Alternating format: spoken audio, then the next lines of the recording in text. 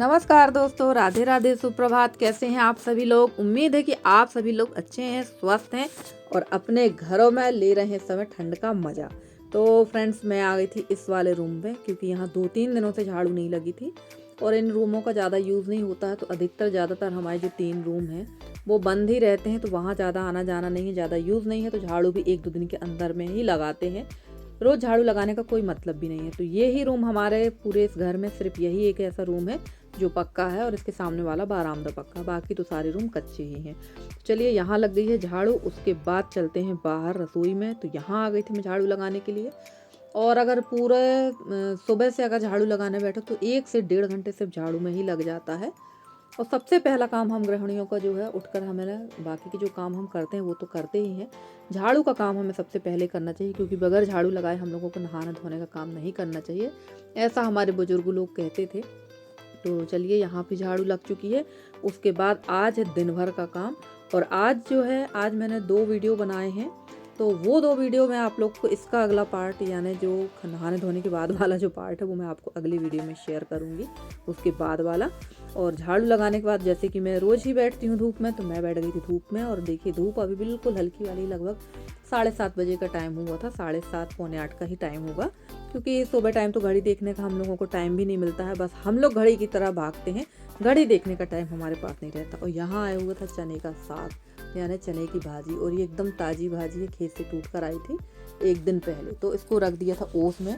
ओस में अगर भाजी को रख दो ना तो उसकी लाइफ लाइन थोड़ी सी बढ़ जाती है। और इसको सबसे पहले करना पड़ेगा अच्छी तरह से साफ़, क्योंकि चने की भाजी एक ऐसी भाजी जिसमें सबसे ज़्यादा इल्लियाँ होती हैं।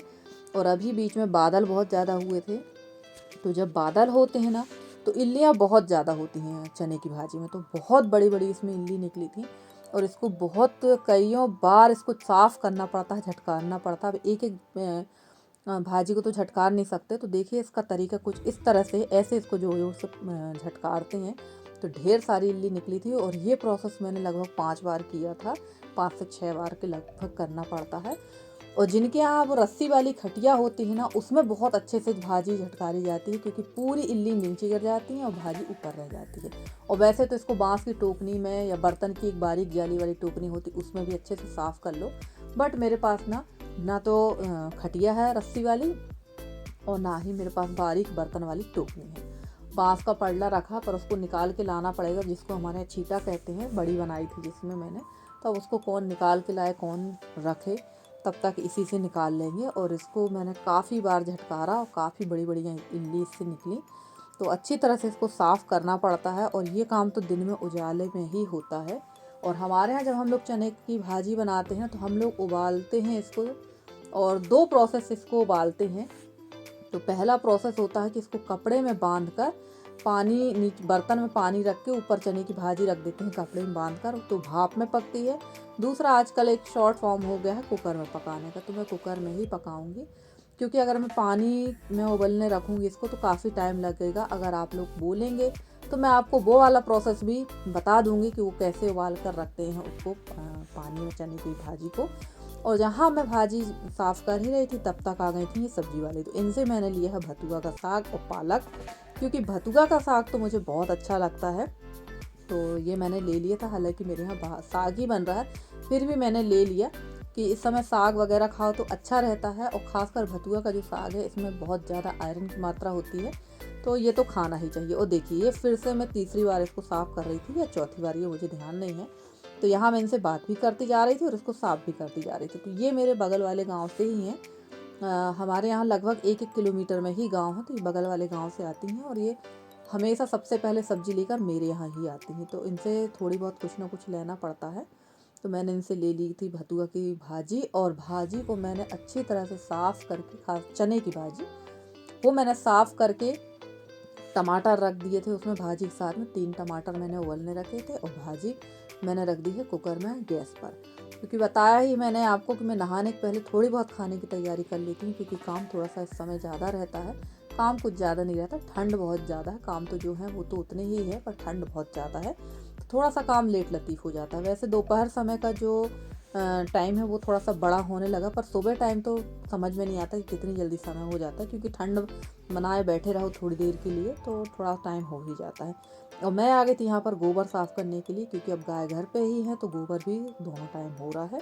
तो फटाफट से कर लेते हैं गोबर की सफाई। इसके बाद मुझे बर्तनों की भी सफाई करना है, क्योंकि फ़िलहाल हमारी जो बर्तन वाली हैं वो नहीं आ रही हैं। उनकी मम्मी की तबीयत ख़राब है, उसकी मम्मी की काफ़ी तबीयत ख़राब है, तो वो गई हुई है अपनी मम्मी के पास में।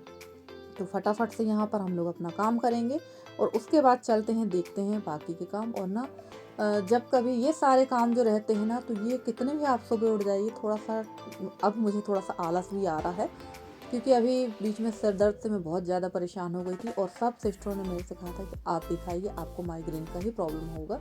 तो हाँ, माइग्रेन का प्रॉब्लम तो है ही मुझे, पर अभी मैं तो जा नहीं पा रही हूँ। जाना तो मुझे था ट्रीटमेंट कराने के लिए, पर कभी कभी कुछ ऐसी प्रॉब्लम्स आ जाती हैं ना, जिसकी वजह से हम सडनली नहीं जा पाते हैं। हो जाती हैं काफ़ी सारी दिक्कतें। वैसे मुझे जाना है, बहुत जल्दी जाकर मैं दिखवाऊंगी। तो अभी जो मैं दवाइयाँ मेरी यहाँ से के डॉक्टर से मैंने दवाइयाँ ली हैं, तो उससे मुझे काफ़ी राहत है। और काफ़ी सारी जो मेन चीज़ क्या है, अगर माइग्रेन की प्रॉब्लम है तो आप जो है दवाइयों से ठीक नहीं होंगे, आपको कुछ चीज़ों में परहेज़ करना पड़ेगा। और सिर्फ एक ही चीज़ है माइग्रेन का सबसे बड़ा जो इलाज है, वो है कि आप मतलब टेंशन ना लें। अगर आप टेंशन लेंगे तो माइग्रेन होगा, टेंशन नहीं लेंगे तो उसका जो बचाव है वो सबसे बड़ा बचाव यही है कि आप टेंशन ना लें। तो ऐसा तो हो नहीं सकता कि टेंशन ना हो, कभी कभी टेंशन हो जाती है। वैसे मेरे घर के लोग भी जानते हैं कि अगर थोड़ा भी इसको कोई ज़्यादा प्रेशर दिया गया तो दिक्कत यही होगी। तो फ़िलहाल अभी मैं ठीक ठाक हूँ। और चलिए, गोबर भी मैंने यहाँ पर पूरा सान लिया था, अब चलते हैं बाहर की तरफ। तो फटाफट से बना लेते हैं कंडे। और एक सिस्टर जी पूछ रही थी, वैसे एक सिस्टर जी नहीं, काफ़ी लोग मेरे से जो मेरे वीडियोस देखते हैं, लोकल हमारे आसपास के गांव के मेरे रिश्तेदार, वो सारे लोग यही पूछते हैं कि यार वीडियो कैसे बनाते हैं। तो मैं ज़्यादातर वीडियो जो है ट्राईपोड में रख के ही बनाती हूँ, क्योंकि हर जगह बेटी नहीं रहती है। और ये काम हमारा, तो हमें खुद ही करना चाहिए। कोशिश पूरी यही रहती है कि खुद ही कर लें। तो चलिए, यहाँ पर बन चुके हैं कंडे गोबर के। और उसके बाद नहा धोकर बनाना है खाना, क्योंकि खाना बनाने में काफ़ी लेट हो रहा है इस समय।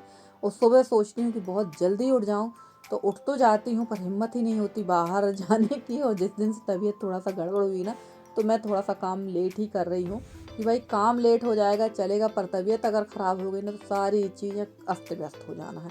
तो थोड़ा सा अपना ध्यान रखते हुए मैं काम कर रही हूँ, और उम्मीद है कि आप लोग भी इस चीज़ को समझ सकते हैं। तो चलिए, यहाँ बन चुके हैं उपले, मतलब कंडे। और जगह इस बार इतनी ही है तो यहीं पर कंडे बनते हैं, और धूप अच्छी होने की वजह से 2 दिन में ही कंडे पलट जाते हैं। और यहीं पर इस बार बनाएंगे और बाकी रख देंगे अंदर की तरफ। जैसे जैसे सूखते जाते हैं तो वो मैं उठा उठा के अंदर रखती जाती हूँ। और एक काम तो ये है ही हमारा सिरदर्दी वाला काम, ये तो मैं आप लोग को रोज़ ही दिखा रही हूँ इस समय पर। तो सबसे पहले गौ माता की भी व्यवस्था कर देते हैं, और यहाँ पर बनाएंगे फटाफट से सानी। तो नहाने के पहले ये काम बहुत ज़रूरी है, क्योंकि ना इसमें डस्ट बहुत ज़्यादा होती है भूसा में। तो ये काम नहाने के पहले ही कर लो तो ज़्यादा बेहतर है। और अब तो चोकर भी ख़त्म हो गई है, चुनी भी ख़त्म हो गई है। तो मुझे दुकान से दलिया बुलवाना है, भुट्टे का जो दलिया हमारी दुकानों में रहता है। चुनी चोकर भी रहती है, पर दलिया ही बुलवा लेंगे, क्योंकि अभी एक गाय हमारी और जनने वाली है। वो वाइट वाली जो गाय दिख रही है, तो वो गाय हमारी जनने वाली है। तो उसकी व्यवस्था हम लोगों को बहुत अच्छी करना पड़ेगी खाने पीने की, क्योंकि घर में जो बंधे बंधे जानवर चरते हैं ना, तो वो थोड़ा सा हो जाते हैं कमज़ोर। और हमारे जो जानवर हैं, कोई भी जानवर हैं, उनको जो है हरा चारा मिलना बहुत ज़रूरी है। और वैसे तो हमारे यहाँ जो पशुपालक हैं, जिनके पास गाय वगैरह हैं, तो बहुत सारे लोग ऐसे हैं जो अपने खेतों में बरसीम वगैरह बो लेते हैं। पर मेरे यहाँ हरे चारे की बिल्कुल भी व्यवस्था नहीं है। भूसा ही एक साधन है, या फिर आप मजदूर लगवा के कहीं खेत वगैरह से कटवा लो तो ठीक है, नहीं तो भूसा ही एक साधन है। तो चलिए, वो सारा काम निपट गया है। अब मैं आ गई हूँ यहाँ बर्तन धुलने के लिए। तो बर्तन भी ढेर भर के रखे थे, रात के ही बर्तन हैं और सुबह के चाय वाले बर्तन हैं। अभी हम लोगों का नाश्ता ब्रेकफास्ट नहीं हुआ है। और एक और इम्पॉर्टेंट बात है, काफ़ी लोग मेरे से कहते हैं कि आपका जो वेट है, आपका जो वेट बढ़ा हुआ, आपकी जो हेल्थ, उसका कारण है आपका टाइम से खाना पीना ना खाना। तो जी, बिल्कुल सही बात है। मैं थोड़ा भी अगर नाश्ता कर लूँ या खाना खा लूँ तो काम मेरे से बिल्कुल नहीं होने वाला है। इसलिए मैं पूरी कोशिश करती हूँ, मैं हमेशा ही बताती हूँ कि मैं पहले सारा काम निपटाती हूँ, उसके बाद ही मैं खाना खाती हूँ। क्योंकि खाना खाने के बाद तो मैं अपनी थाली भी उठाना में मुझे दिक्कत होती है। और कई बार आप लोगों ने देखा है कि खाना खाने के बाद मैं बाद में दोपहर टाइम कई बार खाना खाली करती हूँ, बर्तन वगैरह खाली करती हूँ, तो थोड़ा सा दिक्कत तो हो रही है, पर चलिए ठीक है, जैसा आप चलने देते हैं, अब क्या कर सकते हैं। तो चलिए बर्तन हमारे साफ़ हो गए, साथ में टब भी धो देंगे, क्योंकि बर्तन वाली जो बर्तन धोती हैं ना वो लोग कभी इसमें हाथ नहीं फेरती हैं, और ये इतने बुरी तरह से सफ़ेद सफ़ेद हो जाते हैं ना कि देखने में भी अच्छे नहीं लगते हैं। और अभी हाथ मैंने ऐसे ही धोए हैं, अभी तो मुझे नहाना भी है। और यहाँ आ गई थी मैं चने की भाजी पीसने के लिए, और हाथ मैंने दोबारा से अच्छे से धोए थे, ऐसे वही गंदे पानी से हाथ धोकर नहीं आई हूँ, क्योंकि हर छोटी छोटी चीज़ आप लोग के साथ शेयर नहीं कर सकते हैं। और जैसे कि मैंने बताया है कि मैं काफ़ी सारी तैयारी खाना नहाने के पहले कर लेती हूँ। भाजी मेरी उबल गई थी, जब तक मैंने गोबर सानी और बर्तन का काम किया तब तक मेरी भाजी उबल चुकी थी। और ये ले लिया है मैंने अच्छा खासा अदरक, लगभग 3 इंच के समथिंग मैंने अदरक लिया था भाजी के अकॉर्डिंग। लहसुन की मैंने 15-20 कलियाँ लहसुन की थी, और मिर्च। और 15-20 इसलिए कह रही हूँ क्योंकि हमारे यहाँ जो लहसुन आता है ना वो थोड़ा मीडियम साइज का आता है, और जबलपुर में और शहरों में काफ़ी जगह मैंने देखा बहुत बड़ी बड़ी लहसुन आती है, लगभग 2-2 इंच की लहसुन, अच्छी मोटी मोटी। तो अगर वो लहसुन हो तो आप मुश्किल से 5 या 6 लीजिए, या आप जितना लहसुन खाना पसंद करते हैं। तो अदरक, लहसुन, लाल मिर्च का पेस्ट मैंने बना के रख लिया है, फटाफट से पीस लेते हैं भाजी।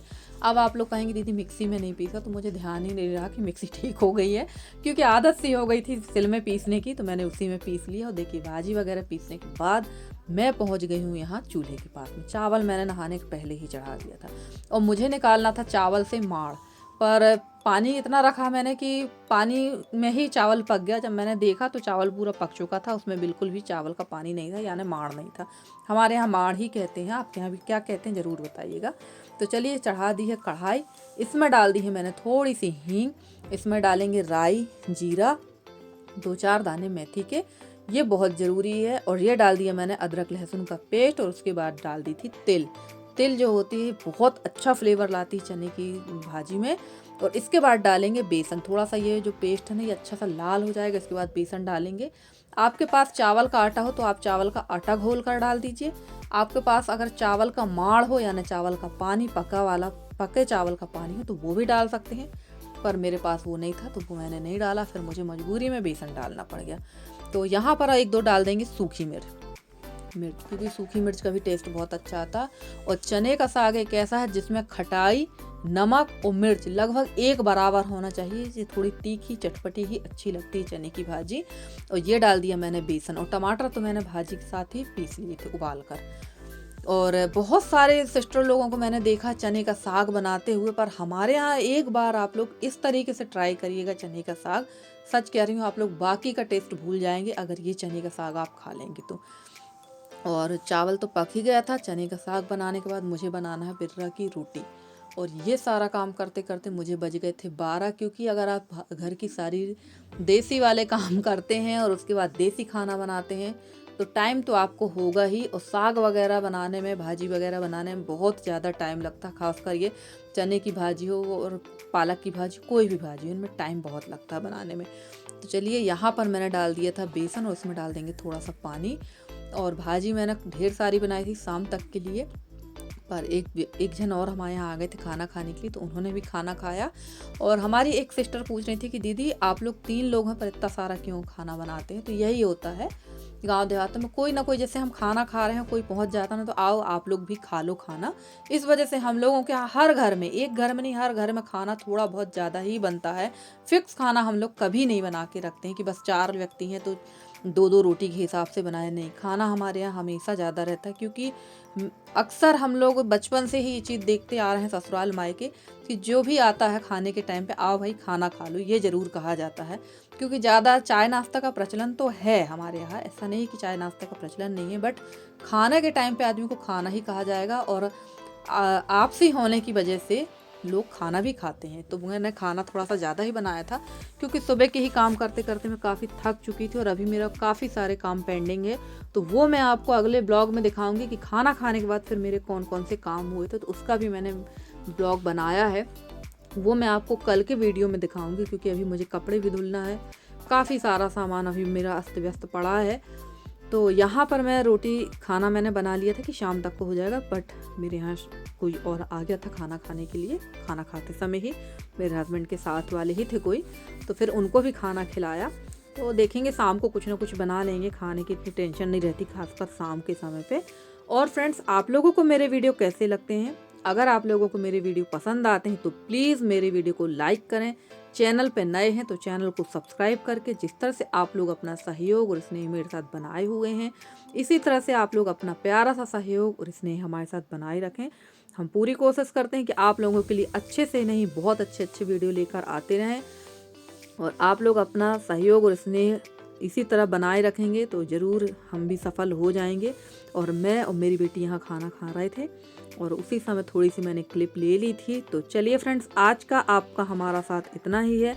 आज का वीडियो अच्छा लगा हो तो प्लीज़ एक लाइक ज़रूर कर दीजिएगा। चैनल पे नए हैं तो चैनल को सब्सक्राइब करके अपना सहयोग बनाए रखिए, क्योंकि आपके सहयोग की हमें बहुत ज़रूरत है। तो चलिए फ्रेंड्स, मिलते हैं अगले वीडियो में। तब तक के लिए bye bye and take care.